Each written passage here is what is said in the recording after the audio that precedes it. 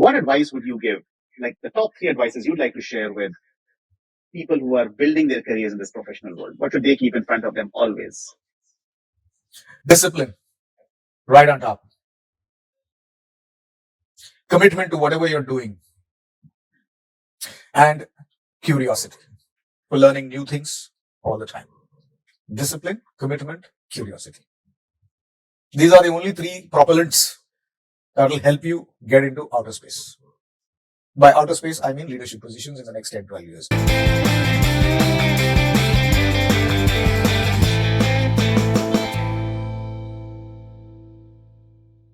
Hi, everybody, and welcome to another episode of the Origin Blue podcast. Today, I have Dr. Achar with me. Dr. Achar is the CHRO of Star Health. Prior to this, he spent 35 long years in leadership positions in several fantastic companies, for example, HDFC Ergo, Apollo, and so on and so forth. Dr. Achar, welcome to the Origin Blue podcast. My pleasure. Thank you for having me here. And thank you so much for giving us your time today. As I get started, Dr. Achar, I'm going to ask you a question which I know majority of our learners are interested in. Your journey towards the CHRO, right? Tell us about your journey. What can a young manager take, learn, or craft his career towards this title? Well, if you have seen my background, it's a technical background. Yes. And when I was growing up in Goa, that's where I spent majority of my childhood and youth, and educational qualifications also were acquired in Goa, and have always been good with people because that's the kind of values that we grew up with in that quaint little state which is next to God's own country, right? So the values that were imbibed probably took me towards that path wherein I wanted to be as far as possible with people. So in 1986, we were still called personnel management. So 1986, I started my career in personnel management, and today, after 38 years, it's called people management. Only the spelling has changed from personnel to people management. So to young aspiring HR people, I say happiness is a state of mind, and as far as I'm concerned, HR is also a state of mind. Right? And I always tell this story to people about what are those three key attributes that one looks for in an employee. Even a budding HR guy will start as an employee somewhere. So basically, for being a good employee, it distills down to three key attributes: responsibility, loyalty, and initiative. And in any organization, there are three types of employees. Why organizations? We all have three lives, I say. One is our personal life, one is our professional life, and one is the third life between home and office, which is called social life. So in all three areas, there are three types of people you will meet in life.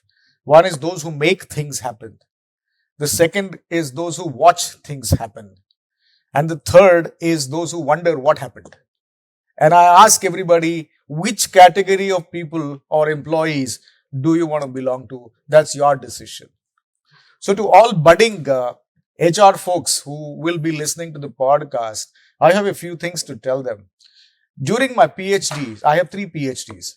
I have come across 5 things that are common across countries, across companies, across cultures, across organizations and generations. And what are these 5 things? Trust, respect, flexibility, empowerment, and compassion. I have my 90-year-old father with me. He was an employee at some point in time. These 5 things were important to him in the 50s and 60s. In the 70s and 80s, my uncles were in employment. I used to check with them. These 5 things were important to them. In the 80s, 90s, I myself was an employee and these 5 things were important to me. Now, subsequently, the next generations have come. My daughters have joined the employment sector and these 5 things continue to be important to me. So my guidance to all budding HR practitioners is to use 2 very sparingly used senses. Apart from the 5 senses that the body has and our 6th sense called intuition, I have introduced 2 more senses for HR people. One is common sense. And the other one is human sense. When deploying any kind of HR programs, these two senses are key. And multiple KPIs don't make any sense or serve the purpose. So for any leadership position, I mean, you are a leader the day you are born, you're a leader because you are growing up.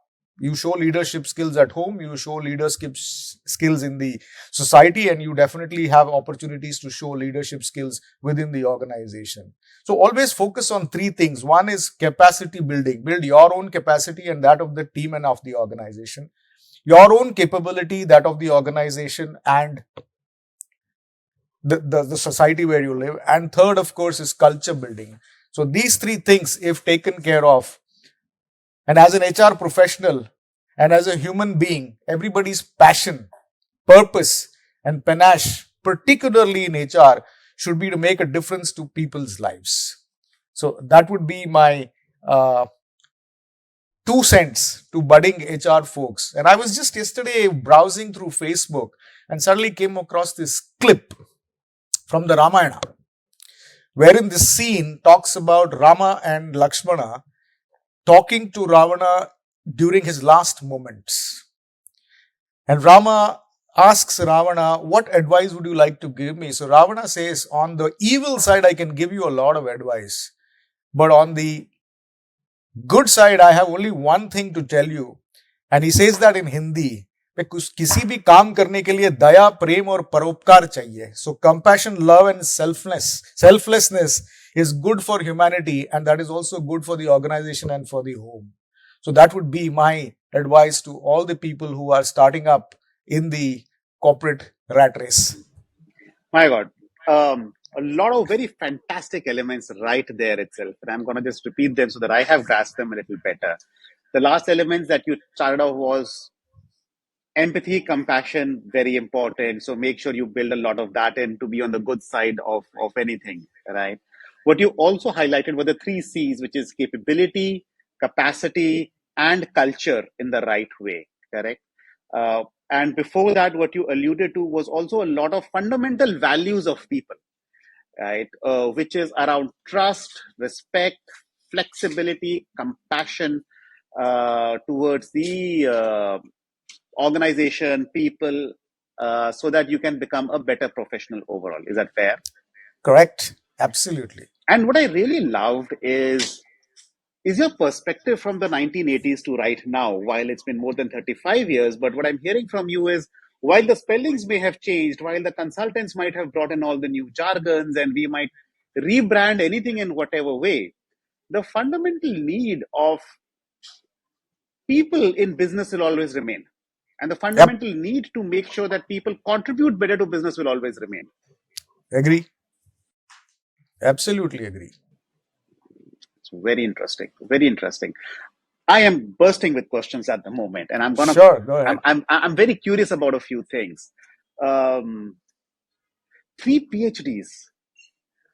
Now, that is the first I have ever heard my entire life. How did that happen in your case? I believe learning is continuous. So until up to 1986, 88, in fact, until 1990, I was learning engineering, post graduation, and then my MBA. And then subsequently, I acquired a lot of diplomas in order to make sure that you shouldn't be seen as somebody who is into the HR function without a qualification in HR. And those days, you did not have what you call specialization in HR. MBA was an MBA. And you just chose some subjects and they gave you an MBA. Right? So once or twice I was also chided by somebody, hey, तेरे पास तो HR का qualification ही नहीं है, ये क्या कर रहा है? So in that pursuit, I got a few diplomas in training, in psychology, in labor management, in industrial relations, because I started my career in a factory environment. So knowledge of labor laws was required, and NLB was not available as a distance education course at that point in time. And I was in the middle of nowhere in a small place in Uttar Pradesh in 1990. 70 kilometers from Lucknow, and the only mode of transport was the office bus every Saturday from this uh, small place where the factory was. The factory was self-contained, but no access to anything except whatever books were there in the library. So over a period of time, you did those distance education courses, and then suddenly it stuck to me one day when I was back in Bangalore in a city, where somebody came up and said, "Hey, we are looking for people who want to do this PhD." And I was working in the call center industry at that point in time. I spent a good number of years, almost a decade in that industry. And that's where my hypothesis came on to be proven that somebody who joins the call center on the phones wants to be out of those phones and become a team leader within 18 to 24 months. That is the shelf life of a person. And if he doesn't become, then he leaves the industry itself. So I had to prove that. And to prove that, I had to kind of be with the families, why they chose to be in this job. What is it that makes them come night after night? Because the night shift was the only thing at that point in time, and that was the most lucrative shift because we were dealing with the US market. I'm talking about 2000 to 2009. That was the time. So 2003 to 2006 was my first PhD. The other two PhDs are more from the point of view of the kind of work that I've done in HR across geographies. I mean, the Americas, the Philippines, the Dubais, and all over these places. I believe I've made a mark, and therefore somebody is keeping track of what I'm doing. And therefore, two PhDs are more, what do you call, adorning me on my head as crowns, which have been given to me as honorary doctorates. But even today, if I have to keep pace with the millennials, I have to be studying constantly. And so I use reverse mentoring very effectively. I ask the youngsters to teach me. While I can mentor them on a lot of other aspects, but whatever is coming new into the system, whether it is technology or whether it is thinking or whether it is what is going on in their mind at a particular moment. I do have one millennial and one Gen Z at home, but it always is useful to get a perspective from somewhere else, because these two people would first see me as a father and then see me as an HR practitioner. Whereas the other people would first see me as an HR practitioner and probably be more open in discussing issues that affect them on a daily basis. And that's how I'm able to connect from the 20s to the 80s. And Star Health, we have a wonderful sprinkling of people in their 20s, 30s, 40s, 50s, 60s, and 70s. Very interesting. So the first thing that I absorbed from you is your extreme passion of learning. And I'm going to plug curiosity also into it, right? Because, I mean, you were curious. Absolutely. Hey, why do these people come to work every day? It's not an easy shift. Hmm. And curiosity is an element that you still carry along with you as you get reverse mentored from people in your organization. Absolutely, absolutely. At least in today's context, if I'm curious about something, I have Google Maharaj. Then I had to look up some books or talk to somebody else to get that knowledge. Right, right. Today, I'm surprised people do not know the power of Google. Whatever you want. Even today, I see, I mean, some of the groups that I'm on, I feel so, I don't want to use the word ashamed. Uh, I feel so, I feel pity, because for simple things they'll be putting, can you send me a draft of this? Can you send me a draft of that? What does this rule say? Hey, buddy, open Google, open Government of India sites, open the Labor Department sites. Everything is in the form of FAQs. And those FAQs have been curated over so many years. So whatever question you have, you type it and Google उगलेगा. पहले Google फिर Google. Very fair statement. Very fair statement. Very fair statement. And I think curiosity is something that keeps the humankind also moving forward. Can I do it better? Can I do it, Yes. improve efficiency, improve effectiveness, so on and so forth, right? The issue, Vivek, right? Yes. The issue is that, see, today everybody on Insta is a celebrity, thinks he's a celebrity. Everybody on Facebook thinks he's the happiest guy around. And everybody on LinkedIn thinks he's the most successful guy around. So we need to filter, because today's world is all about validation. And the younger people, I feel, have the biggest negative about them is they don't have the skills to cope. And even for coping skills, they go back to Google, they go back to Insta, they go back to Facebook. You will not get the solutions there. Solutions are in the real world, not in the virtual world. I think That's my way. that's a very interesting thought, and I hear this from several other leaders as well, which is a younger workforce does not have this ability to cope. For example, the emotional strength, as they would call it, or just the perseverance around it. Any observations around this one in your case? I lost you for a moment there. All right. So what I'm saying is, a lot of leaders come to as they're speaking with me, talk to me about the fact that the younger workforce, the workforce which is joining in today, right, Yep. needs extreme validation extremely fast. Okay, and you mentioned 18 to 24 months earlier, but they probably need a promotion every 3 months. True. Um, They get bored. they get bored. So tell me about this. What are you observing as a trend in the workforce today, especially with the younger audience? Fast and furious. Fast and furious. Okay. And validation. So you need to be constantly telling them, hey, you're doing good, you're doing good. And if you tell them you're not doing good, then they'll come back and ask you, how do I make it good? Then 6 months down the line, say, I have outgrown this. What's next? Am I getting a promotion? Am I getting a dry promotion or a wet promotion? Dry promotion means without increment. Wet promotion means with increment. Those are the words they're teaching us. I looked up at somebody. I said, dry? What is dry? Oh, okay. You mean nothing. Only a change of title. He says, yeah, change of title and probably change of profile. Now, within HR, how many profiles can you give? Because we are also in today's context so regimented and so specialized. Correct. Moving a guy from TA to TM is very difficult, and vice versa. Correct. And somebody who's been handling payroll and compensation and benefits cannot understand the emotional part because he's always seeing numbers. Correct. The guy who is in analytics is only looking at trends. Correct. He doesn't see anything else. The only person who is able to understand a bit is one who is in talent management, who is constantly talking to people day in, day out. Because all said and done, whatever you do, the emotion from HR can never be removed by AI or Gen AI or Chat GPT or robots or anybody. Correct. You can get everything done. And off late, I've been seeing people are being bullied, saying that AI will take away the jobs. AI will take away the jobs. AI is not going to take away the jobs. In my view, the people who adopt and adapt to AI will replace those who don't adapt and adopt to AI. That's as simple as it can get.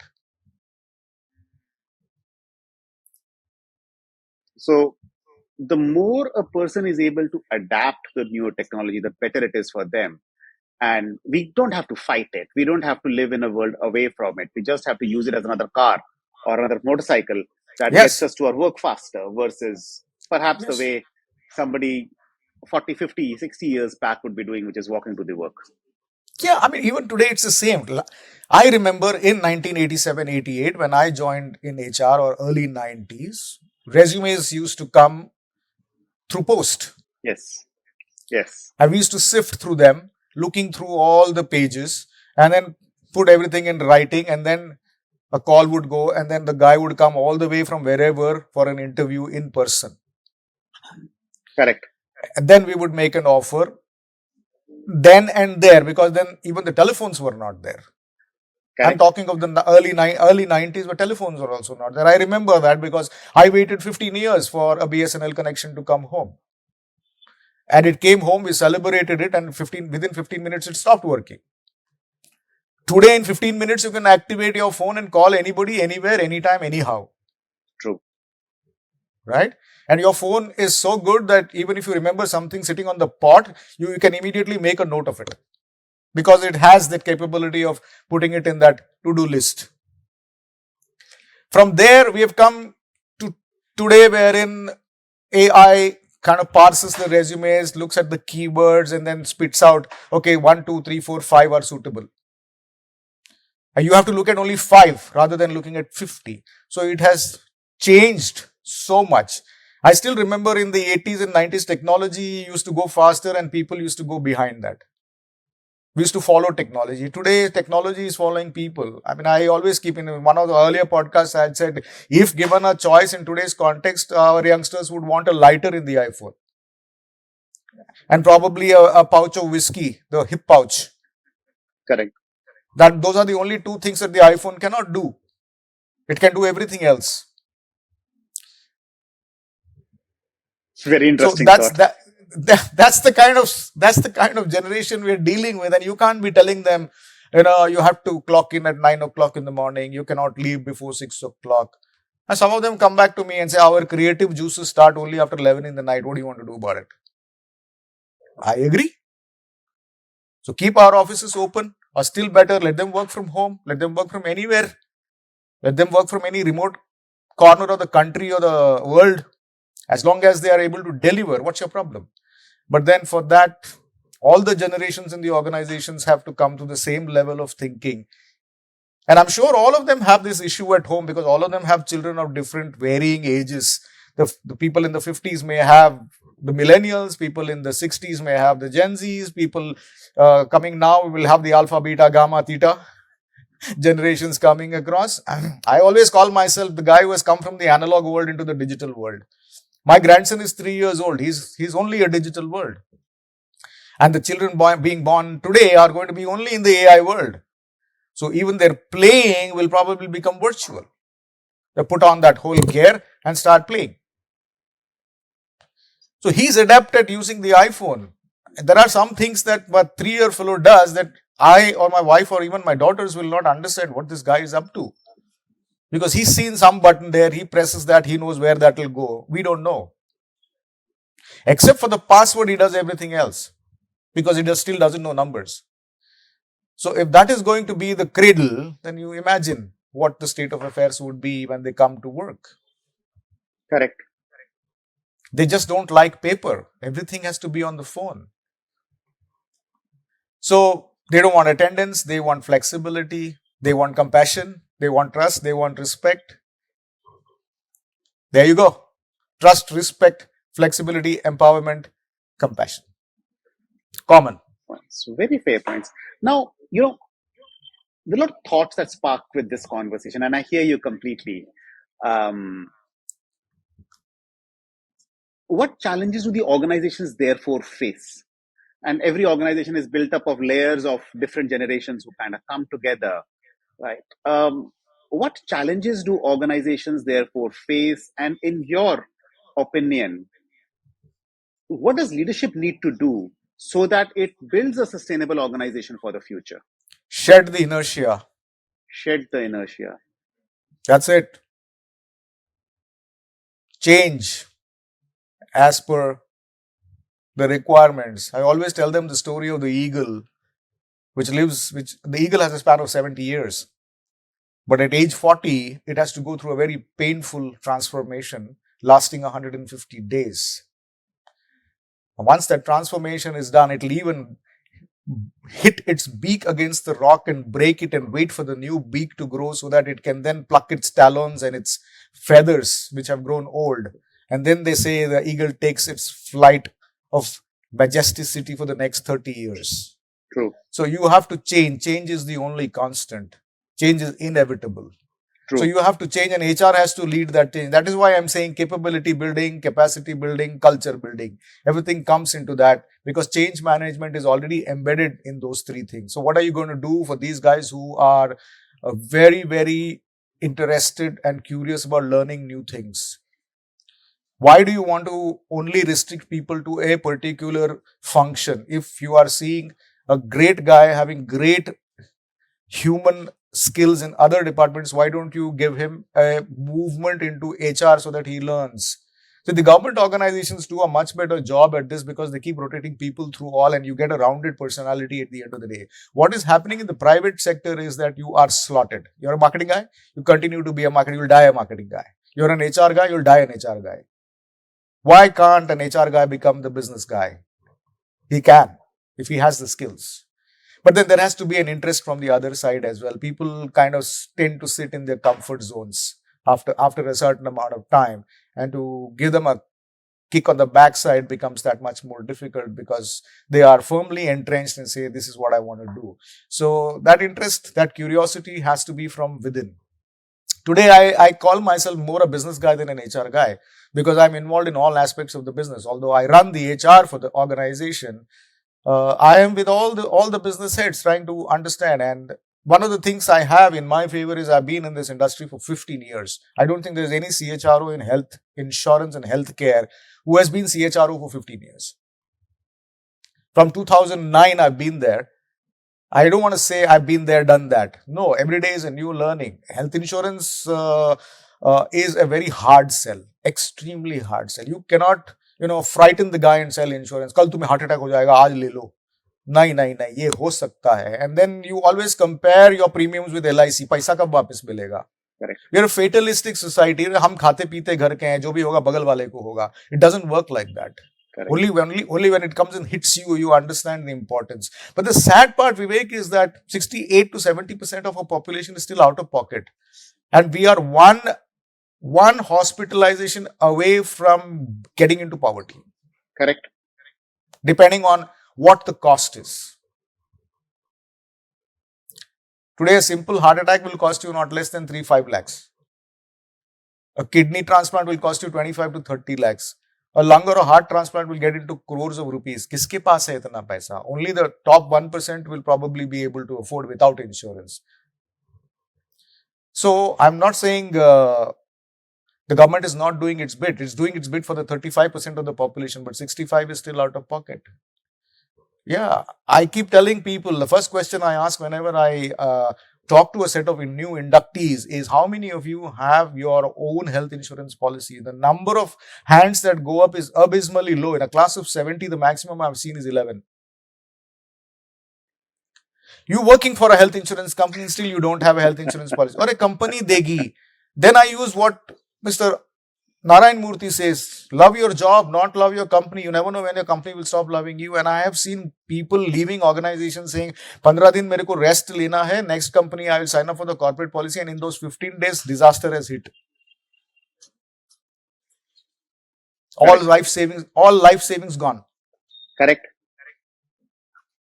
I know a classic case of a guy who resigned. I told him, don't resign.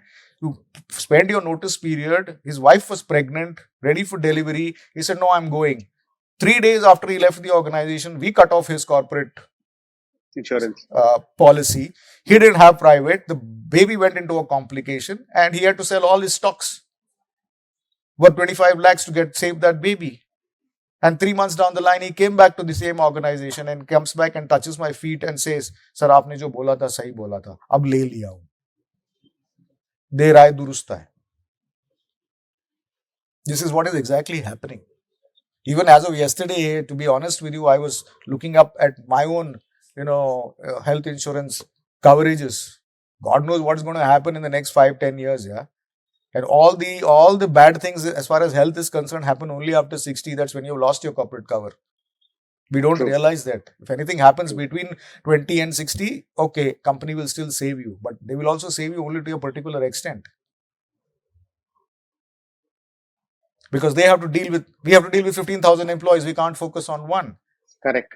And at the end of the day, it's only 4% of the people who pay for the 100% of the sick. Correct. Correct. Or rather the other way, 95% of the people pay for 4% of the 4% of the skills. Correct. Very fair. Very fair. So these are the things I keep driving as making a difference to people's lives. This is what I keep writing on #Achar ke Vichar, both on LinkedIn. I bring in philosophy, I bring in mythology, I bring in life stories, whatever I have gone through in airports and conversations I hear on the next seat when I have traveled by train. Very, very interesting stories I come across. Is Samosa Wala, when I was traveling on the metro in Bangalore many years ago, comes and sits next to me, and I keep telling people I'm an HR guy. HR is passion, panache, purpose for me. I even talk to Stones. So I set up a conversation with him, and 5 minutes I learned he sells 5,000 samosas a day. And he makes 1 rupee on each samosa. Calculate that into 30 days. 150,000 rupees a month, tax-free cash. And he tells me, I own a car, I own a house, my daughters are studying here, my son is studying here, I have this land. बहुत पैसा बनाया है. God has been great to me. I said, how are you going home? He says, I parked my car in the under the metro bridge. I said, what does your wife do? He says she's on another line. IT companies they cater to. I said, do you make the samosas? He says, no, I buy them at 4 rupees per piece and sell them at 5 rupees per piece. 25% profit. But yeah, effort. He starts his work at 2 o'clock, 2:30, finishes it by 7 o'clock and is home. I call that story the millionaire samosa wala. That's a very interesting story, actually. I'm very curious about other such stories that you may be having, Dr. Achar. The eagle was one of them. The eagle was one of them. Love the eagle one as well. Correct. I think there are some more here with me. Let me just check. And we can always come back to them. Yeah. It talks about an engineering and a car manufacturing company designs a world-class car, but he puts it in a room where the door is too small for the car to come out. So people are talking about it, how to take the car out of the factory.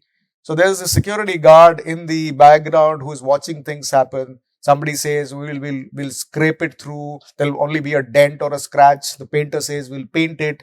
The general manager of the factory says no, let's break the door. But then they say breaking the door is not a good omen. And then indiscriminately, this security guard from nowhere appears and says, can I make a suggestion? He says, yeah, just deflate the tires and the car will go through. So life issues are also the same. Don't analyze the problem only from an expert point of view. Think simple, do simple, live simple. So release some air. It could be out of anger, our disappointments, our egos, our confusions. In the end, adjusting the height or your attitude to make things easier in life and uncomplicate the things in life. So my mantra has been simplicity. And luckily, in my previous organization, the Apollo Munich Health Insurance, our tagline was let's uncomplicate. Uncomplicate is not a word in the dictionary. So we just invented that word, uncomplicate. Dr. Achar, these are fantastic stories. And what is even more fantastic is your mindset or thought process to unravel these stories or get to these lessons, which are so crucial for all of us to have a perspective of life. True. If I'm a person, and I am listening to you, how can I build this mindset within myself? How can I become this person who is curious, who has the right perspective of life? How do I build this within me?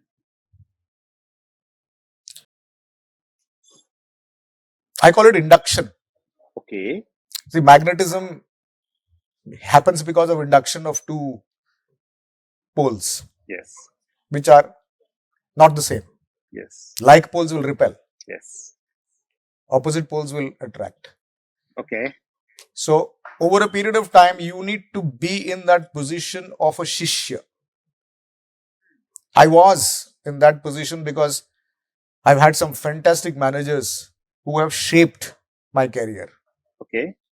So, destiny always lies in the steps you take. And luck and opportunity also have to meet for the destiny to come through. So, one has to always be curious, open-minded. The mind has to be like a parachute. It works only when it's open. So how do you imbibe? How do you look at people? Who are your role models and what are you learning from them? You may have multiple role models. For example, for poise and confidence, Barack Obama is my role model. For meticulousness, my father is my role model. For patience, my wife is my role model. For discipline, my mom is my role model. So there are a lot of people around you who are teaching you a lot of stuff. True. For playfulness and innocence, my grandson is my role model.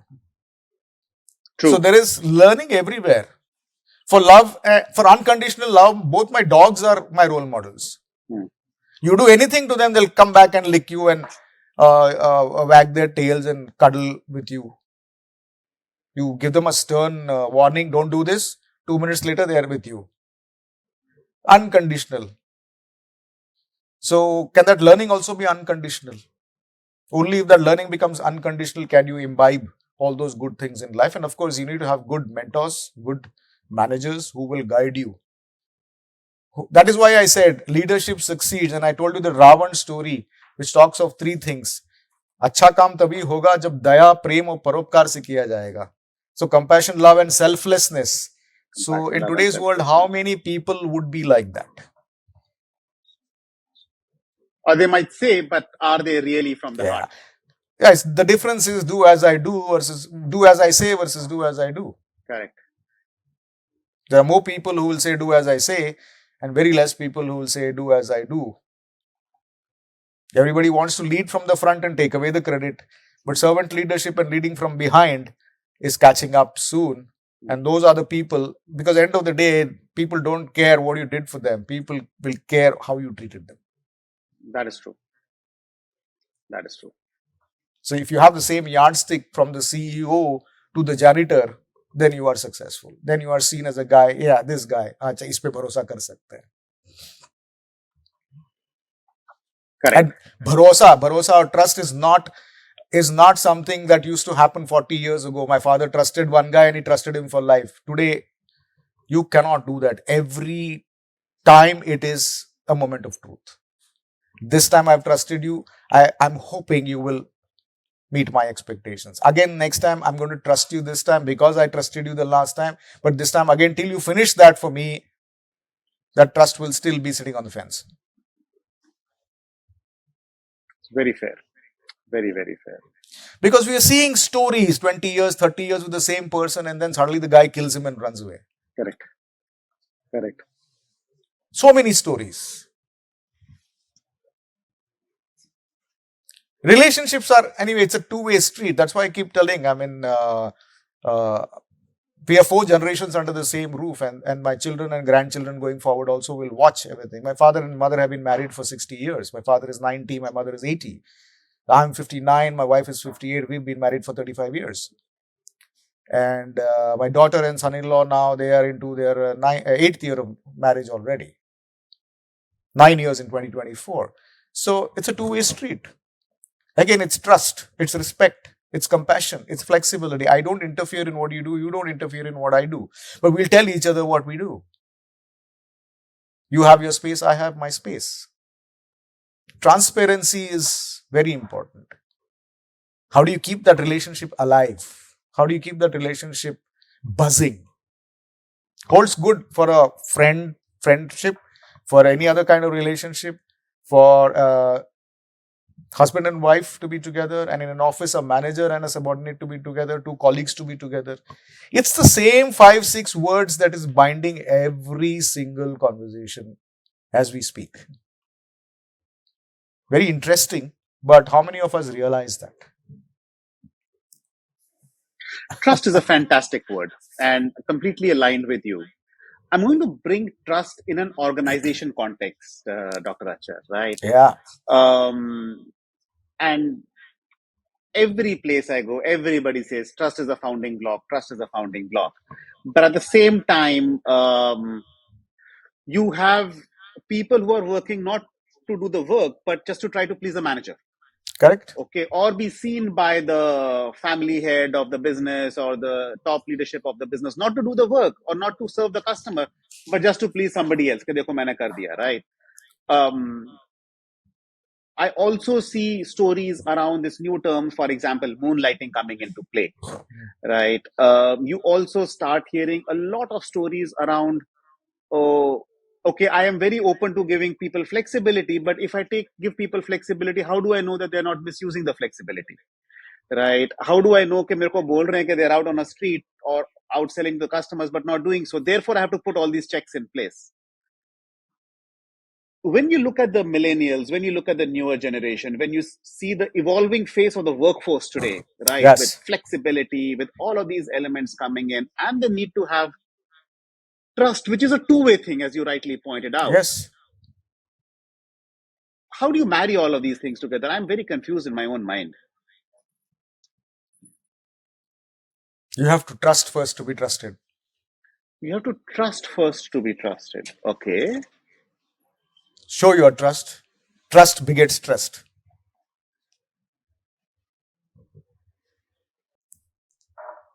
I don't do anything in my own department. I don't see anybody misusing it.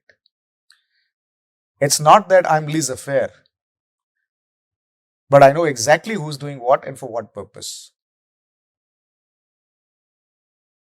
45 people on the floor, one is not there, I know who's not there. So I'll gently check. Why is this person not there today? Okay, XYZ. Sir, I need to come early. I need to go early. Go. I need to come late. I need to go early. Go. I can't come in today. Don't come. I don't even ask why. Because I'm not interested. One. Two, I know they are going for a particular reason. Three, 20 years ago or 25 years ago, people used to bunk classes and go to a restaurant or a theater to see a movie.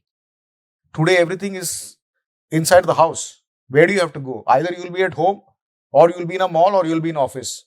There's no Correct. third place you can go today in today's context. Correct. Sir, I want to work from home. I have a few things to finish. Yeah, I agree. We work 6 days a week here. So Saturdays also you're not able to go. The banks are not open on Saturdays. Go do your work. As far as I'm concerned, the leadership is all about delivery. So I trust them. I show them that I trust them. I tell them that I trust them. When you are transparent in your dealings, obviously they are also equally responsive. How many managers tell their people, I trust you, I know you can do it. They'll just say, इसको करना है, मुझे भरोसा है तुम पे, तुम कर सकोगे. वो जान लगा के वो बाजी जीतेगा. कितने लोग करते हैं? We don't do this. Everybody wants to get the work done, take the credit and run away. Well, give the credit, no? If you have done something, say it was his suggestion. But as you rightly said, everybody is trying to please the guy upstairs. So that's where trust loses its essence.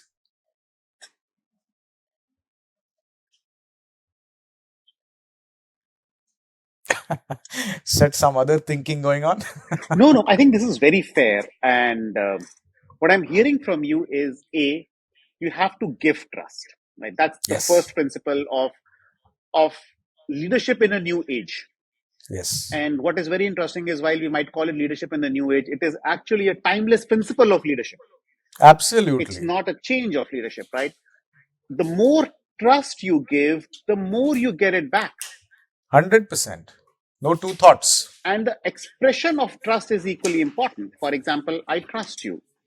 I rely on you on this work. And the more you rely, the more you make these expressions, one from the vocal perspective, but also from an intent perspective. Because लोग होते हैं वो intent बोल देंगे लेकिन अंदर से विश्वास नहीं होगा. So you've got to have the intent and then you've got to communicate it. You will find that it gets reciprocated in the right way. See, in today's context, I also see two intents. One is the intent and one is the real intent.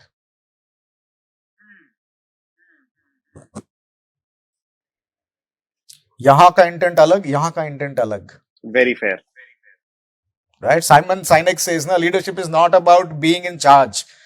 It's about taking care of those in your charge."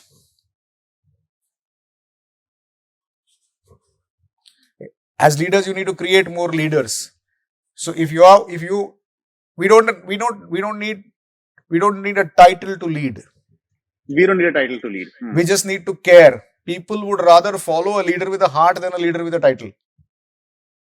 Heart is all about trust. You agree? I completely agree. And a participative leadership style. What do you say? Sabki sun apni kar is okay. Finally, you will have to take the decision because you are accountable, but at least ask. You will get a new idea. You'll get a new perspective. You might get your solution that you're looking for. Because the wearer of the shoe knows where it pinches. Correct.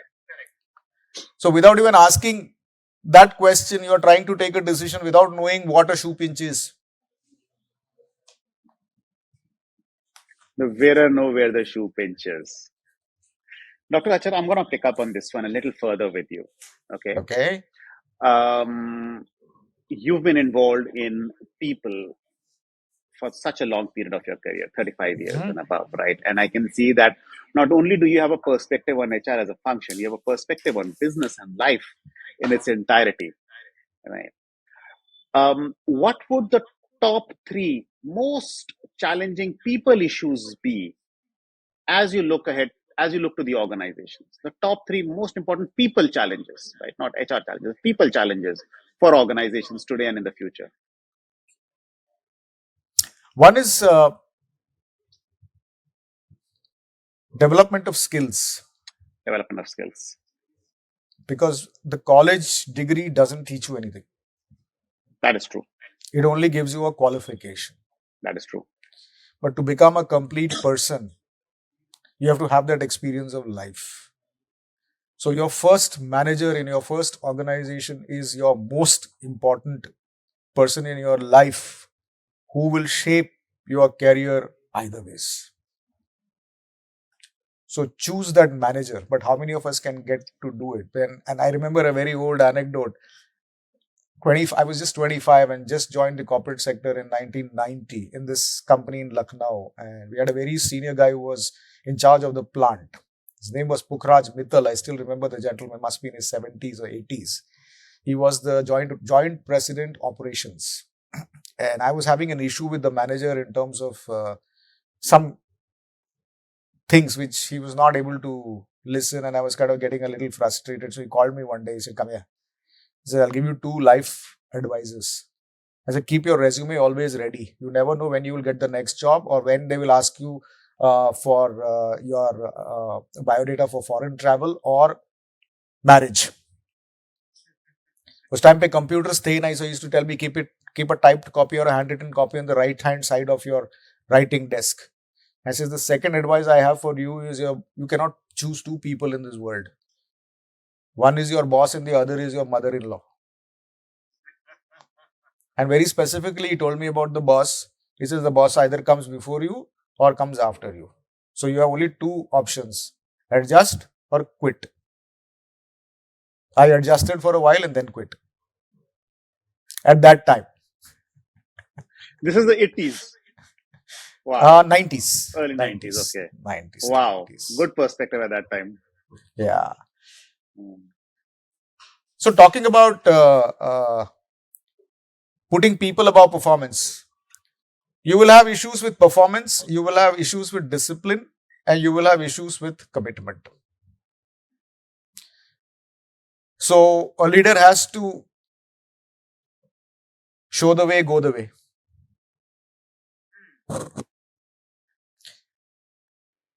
Today in my office, I am the first to come. Every day for the last 38 years. My office hours start at 10, I'm in by 9:20. So people see me, oh, Achar is always in early. So let's make that attempt to be on time. Yes, there will be days when people will not be on time, but that's okay. But then you don't have to say anything. Right. As a leader, I know the way, I show the way, I go the way. Right. And I don't for a moment say stay beyond 5:30. If you're staying beyond 5:30, it is on your own violation. I'm also not saying if you don't finish your work and it stretches, you are incompetent or you are not in control. No, I mean, there are so many disturbances during the day. For some reason or the other, the work gets stretched. Correct. And I also tell them, coming early helps you finish majority of your thinking and doing in the first 1 hour. After that, you have the time. Being HR people, there will always be people who will be coming and talking to you. You cannot shoo that away. So to managers, I say have these KPIs and I call them the leadership KPIs. What are those? Keep people interested. Keep people informed. Keep people involved. Keep people invested. And finally, keep people inspired. Motivation, you cannot motivate anybody. You can take a horse to the water, you can't make him drink. But you can tell him the water is sweet, bhai pile. Motivation is intrinsic. Inspiration is extrinsic. You see somebody and you want to be like that guy. You just asked me a question a couple of minutes ago. What do I do to be like XYZ? You need to get inspired, basically. I also had so many inspirational people. Even today, as we speak, we have so many inspirational people within and outside the organization. There is a single mother who has brought her child up under most difficult of circumstances. There is this abusive, this lady who has been who has been subject to domestic violence. The way she's bringing up her kid. These are all inspirations. The struggles and travels that people undergo. The one is to feel it at an emotional level. That's why I'm saying emotion is not going away from the organization or HR or from the world any soon. No AI, no chat GPT is going to be able to replace all that. So you have to learn your I keep telling your EQ should be high. Forget IQ. EQ should be high. EQ needs to be higher. Yeah, emotional quotient. And what I'm also hearing from you is it's going to play a very dominant role in the future. 100%. At every level, whether you are at a leadership level, whether you are at a young professionals level, this element of EQ on seeking validation from within, on being closer to what you are doing and getting power from there is more important than just looking at external sources. Otherwise, you Correct. just become a medium for them versus choosing your own path. Yeah. So people in today's context don't talk, Vivek. They don't talk. They don't converse. It's all syllables, monosyllables. Ha, ho, yeah, okay. Even in official contexts. Right. Yes, sir, no, sir. Done, sir. Ho gaya, sir. Are we engaging in a conversation? Do I know what's happening in your life? Not that I can do anything about it. But also the flip side is that people want you to have problems. 50% of the 50% of the people want you to have a problem, and 50% of the people are happy that you have a problem. This is that whole thing coming out from, people putting pictures. Oh, I was in Egypt. You don't even have to be in Egypt to put a picture on Facebook that you were in Egypt. Correct. अरे इसके पास इतने पैसे कहां से आ गए? Egypt चला गया. मैं तो ईरोड नहीं जा पा रहा हूं. So it is a false sense. So you have to have that ability to filter. Again, coming to the organizational context, and I'm very passionate about leadership because I keep doing a lot of research, looking at people and what are their weaknesses and how can we change that weakness into a strength? Because end of the day, you need to focus on the strengths of people, not on their weaknesses. So leadership is all about three things, boss. Grace, the level of refinement in your behavior, dignity, the poise with which you act and behave, and restraint, the control you exhibit in your behavior. That's my definition of leadership. And everywhere I go, I talk about these three things. Because at the end of the day, leadership is all about delivery. And what is the delivery?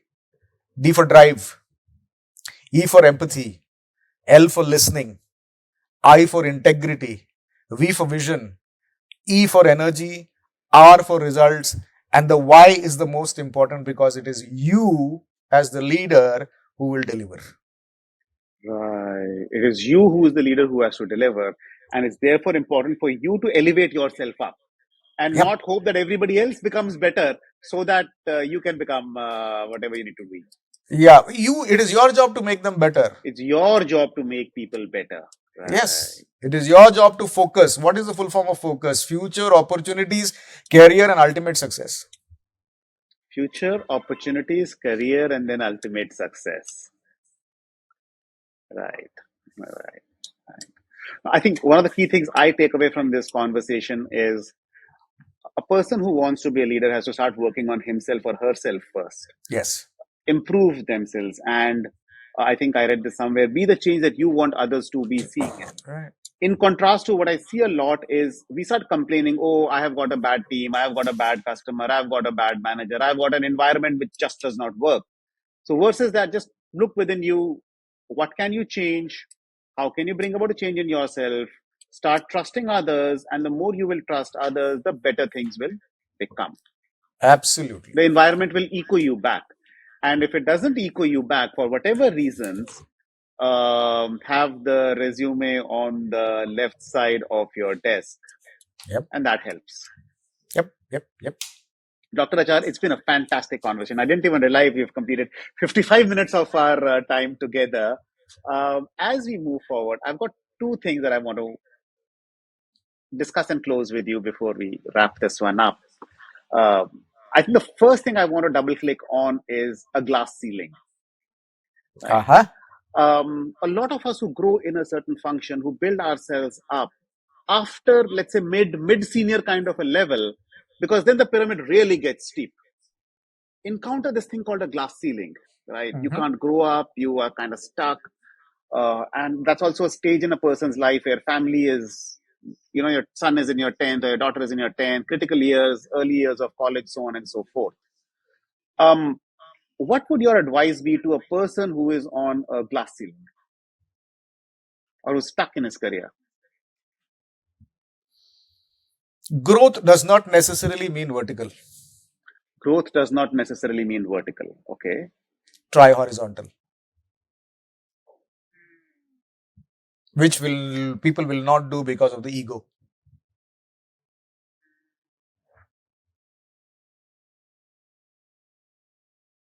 Or second, accept your current situation and do your best, depending upon the number of years of service you have left.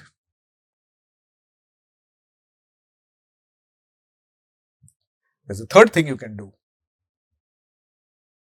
Look for an alternate income stream. These are the only three things you can do. And it all depends whether you're a small fish in a big pond or a big fish in a small pond. So first is explore. Don't get blindsided only by the immediate next title that you're trying to get to. कि मेरे को वही बनना है. Explore Correct. other avenues, explore other alternatives that might be present to you. Within and outside the organization. Within and outside the organization. That's a very fair way to explore things. And maybe you'll get a different role which will expand your potential a lot more versus where you are at Absolutely. in the current position. I think that's very, very fair. Second, as you rightly pointed out, is accept. If you're at a place, if you are stuck at a place and everything else is okay with you or in that place and it's not too much to complain about, accept the place where you're at and Yes. and contribute your best towards the organization in whatever way it is possible, right? Correct. Yeah. And that acceptance brings about a certain level of satisfaction and it will Yes. reduce the internal turmoil to a very large extent. Yes. The boiling effect will come down. It will The calm your boiling effect will personality come down. down. And maybe it will bring about curiosity so that you can explore newer areas. Exactly. And today the talk is all about having a second line of income. Correct. So many spouses are not working. Usually that becomes the second line of income. Correct. But in the 50s, your children also start earning. Correct. If you're married early, say 25, 27, and 27, 28, you had a kid, by the time you're 50, that guy or girl will be 22 and should have already been in the workforce. Correct. Yeah, I think bilkul theek point. So it's a similar thinking. When you look at the labor class, they want their children to come back, leave school and get to work because that augments the income of the family. Why blame them? Our thinking also is similar.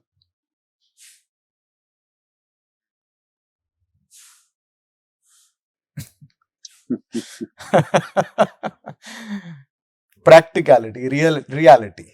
That's the reality of life. One needs to accept it. One needs to accept it. Acceptance is the first. Otherwise, we are always defiant. I keep telling, yesterday I was telling my daughter, she was complaining about something. I said, you have everything. For that, you should be grateful. You never ask God, why me when everything is going good? But why are you saying, why me when the going is not good? I suddenly struck her. And she said, I never realized that. Thanks for pointing it out. Very fair statement. I remember this because it just happened yesterday. Correct. And so many times we just lose perspective around things or what we have. Yes. Correct. Gratitude. We don't have that gratitude. We don't have that kindness. That's most important in today's context. Kindness is right on top for a CEO.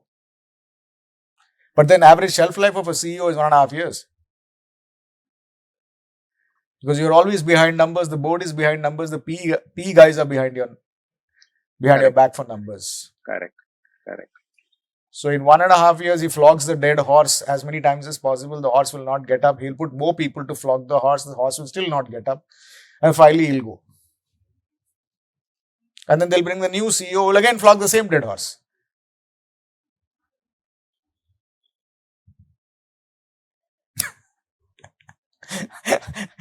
I hope I'm not being too, what do you call, I don't know what word to use.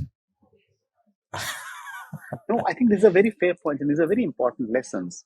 So thank you so much for bringing them over. My last question and my last insight from you. Um, what advice would you give? Like the top three advices you'd like to share with people who are building their careers in this professional world? What should they keep in front of them always? Discipline, right on top. Commitment to whatever you're doing.